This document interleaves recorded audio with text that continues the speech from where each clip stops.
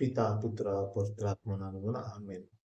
మత్తయి సువార్త 3వ అధ్యాయము 8వ వచనము. మీరిక హృదయ పరివర్తనకు తగిన పనులను చేయుడు.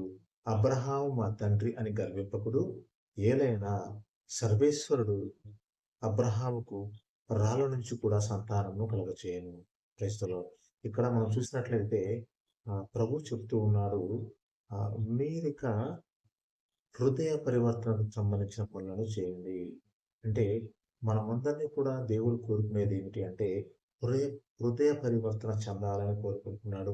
హృదయ పరివర్తన చెందడమే కాదు, దానికి సంబంధించినటువంటి పనులను చేయాలి. మీరుగా గర్వింపకుడు. అబ్రహాము మా తండ్రి అని మీరు గర్వించవద్దు. అంటే మాకంతా తెలుసు.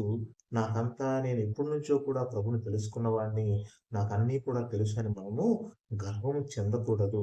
మనల్ని మనం తగ్గించుకొని ఉండాలని దేవుడు కోరుకుంటూ ఉన్నాడు.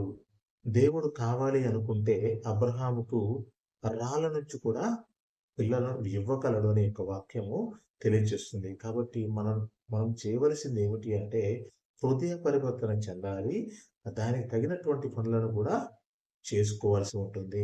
నాకంతా తెలుసని మనము ఉండకూడదని ప్రభువు కోరుకుంటూ ఉన్నాడు. పితా, పుత్ర, పవిత్రాత్మ నామమున ఆమేన్. Praise the lord.